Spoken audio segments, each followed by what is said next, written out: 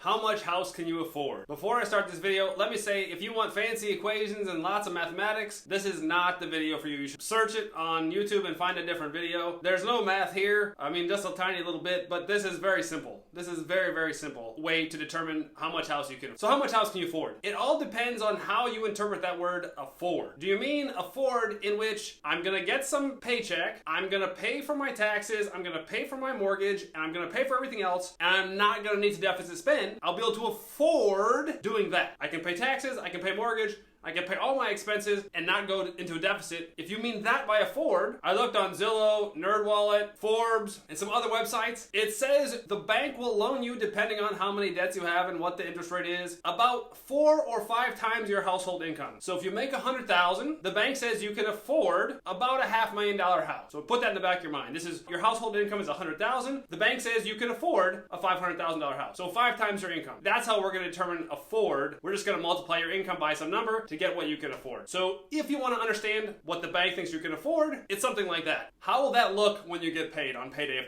If you buy a $500,000 house making $100,000, how will that look on payday? Let's say on payday you earn $100. You're probably going to earn lots more than that. It's going to be $10,000 or something, but so we can work with nice even numbers. Let's say you make $100 a month. You're going to make your $100, 25% is going to go to taxes, so you're going to bring home $75. Now, if you bought the $500,000 house, $40 that's left over. You have $75 after taxes. 40 of the 75 is going to mortgage. That leaves you with $35. You're going to spend more on mortgage than all of your other expenses combined. So you need to pay for insurance, groceries, entertainment, phone, internet, utilities, car, gas, all that stuff, shoes, clothes, whatever you buy on Amazon is going to have to cost less than your mortgage. The bank says that's doable and that's what you can afford. If that's your interpretation of the word afford, then you can afford between 4 and 5 times your annual household income. I'm going to go back to Thomas Stanley's book here, The Millionaire Next Door, and this is, you're not going to like this and you're going to say, hey, you're crazy, this is not going to work, this is impossible. But he says what you can afford is 2 times your annual income. So that means the guy who's making $100,000 or his family's making $100,000, he can afford a $200,000 house. Not 400,000 or 500,000, 200,000. And so you're probably saying, oh man, that's crazy. I've actually looked at houses in the last couple months. I looked at a $500,000 house and it was very, very, very, very nice. I also looked at a $200,000 condo and it wasn't as nice as the house, but it was fine.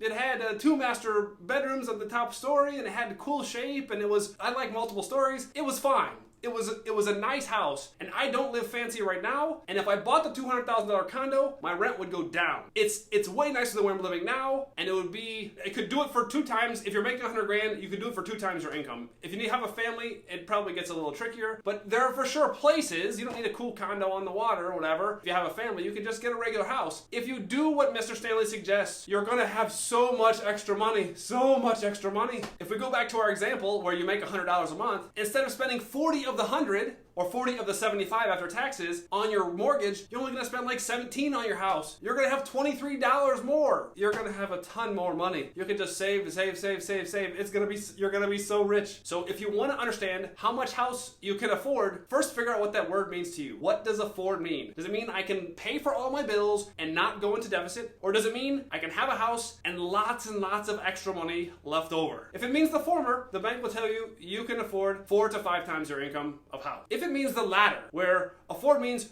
I need a place I can live in that's going to be nice, but it's going to leave me with lots and lots of disposable income, which I can save and build my wealth, then buy a house that costs 2 times your income. If you do, your life is going to be so good. And you can find a nice house for 2 times your income. I think you can. I have evidence personally that you can find a house for 2 times your income that's totally fine. Thank you for watching the video. If you thought this was valuable, please click the like button below, and I'll see you in the next video.